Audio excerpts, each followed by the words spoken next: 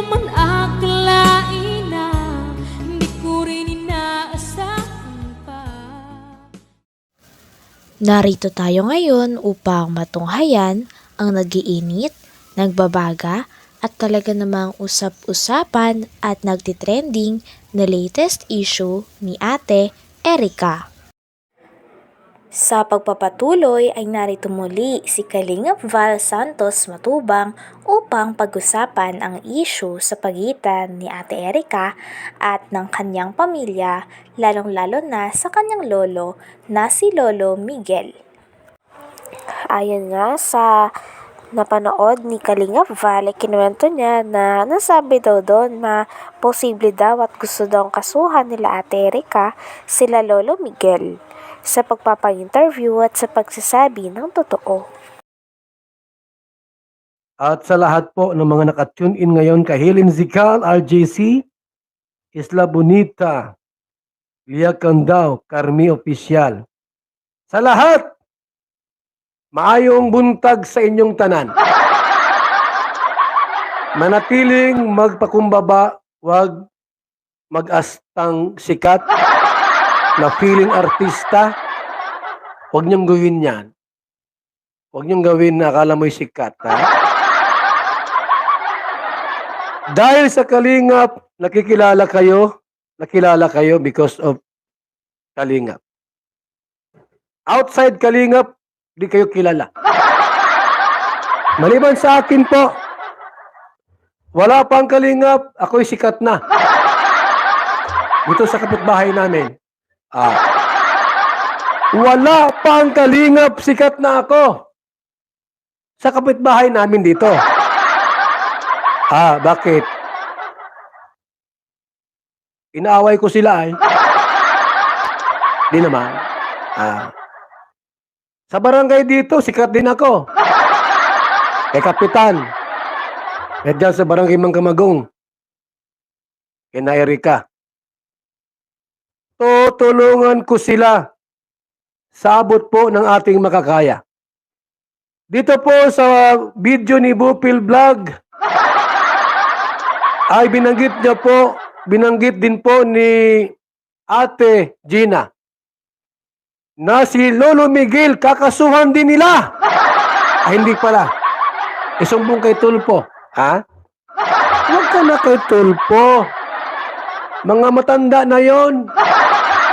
Yung panganay, 80 na edad. Si Rapi, 60 plus na ata ito, no? Mga 70 na. Dito na po kayo kay Val Santos Matubang.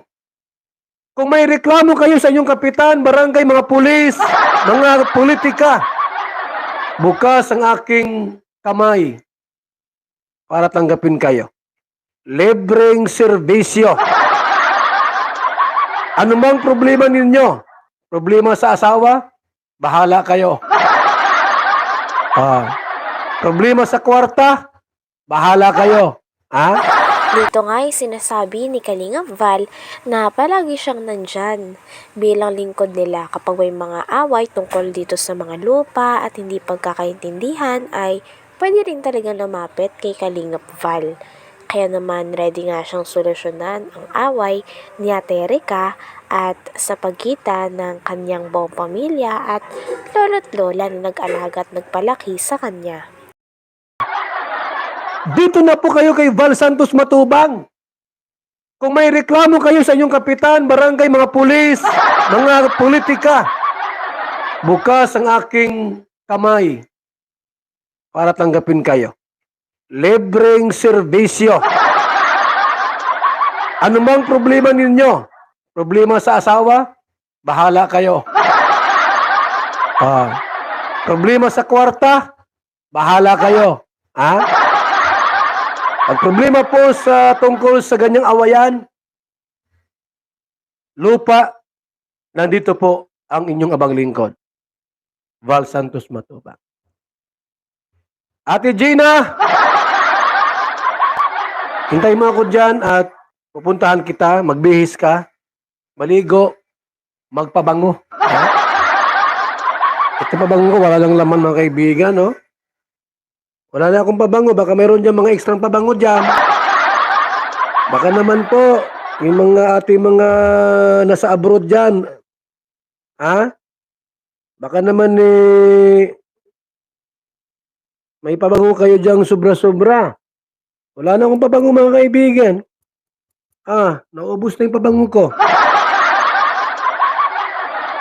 Ay, good morning muna sa ating lahat. Shout out. Hello kay Laila Guerrero TV, Api Dorado, Bobby TV 143, Power 14, and Nilma Silva TV. Saan pwedeng dumaan? Ate Gina, papunta sa bahay mo. Sa likod, sa tagiliran, sa bubong o sa harap. Yung walang makakita sa akin pagpunta dyan kasi baka maraming chismosa dyan ay. Yung mga kapitbahay mo, puro marites. Baka pagpunta ko ay, baka sabihin, magjowa tayo. Saan pwede magdaan kaya? Mayroon ba dyang underground, yung parang kuweba na pwedeng paglusot ay bahay muna, kwarto muna? Maraming marites dyan sa lugar nindo. Baka makita ako.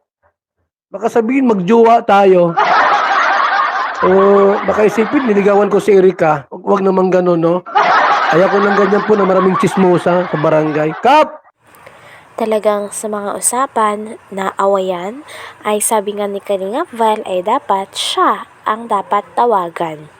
Sapagkat si Kalingap Val ay laging gusto na maglingap at laging nais na mag-ayos ang mga tao o na mga tao na tinutulungan niya. Kaya naman yun din ang goal niya para kay Ate Erika, kay Sheila May at sa pagitan ng kanilang lolo't lola at buong pamilya na naiwan nila at may hinain sa kanilang dalawa. Init. Ay, salamat po kay Virgo Pam 78. Nagpakulay po. At kay Yay. Thank you so much, Yay, sa pakulay. Yan, nagkaroon ng liwanag po ang ating live, mga kaibigan.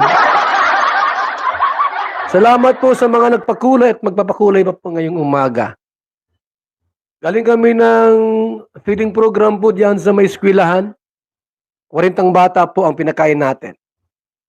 Shout out kay Ate Christy, ang walang sawang tumutulong sa programa natin. Maraming salamat po. Sapagkat nandyan kayo palagi. Tulad niyan po, diyan sa may Naga City, Kamsor pala, ha? Barangay Unahan ng Kanaman.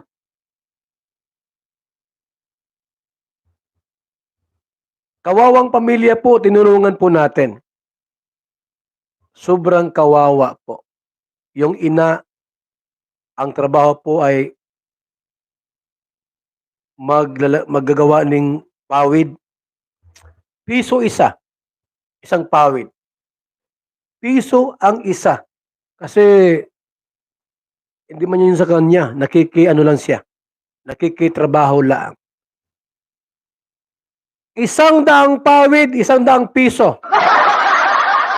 Kaya sabi sa akin kahapon, sabi ko, Nay, nakailang, nakamagkano na po kayong kita? Wala pang 50, Kuya Bal. Ganon kahirap ang kanilang sitwasyon. Tutulong tayo sa abot ng ating makakaya. Tutulungan po natin sila. Sapagkat sila po ay mga karapat-dapat tulungan. Tulad ni Gina, ay na ni Erika. Ang reklamo niya po, binablog daw po ni Kalingap Rob at ni Singkong Duling, hindi binibigyan. Alamin natin po ang buong katotohanan. Dadali natin sa korte.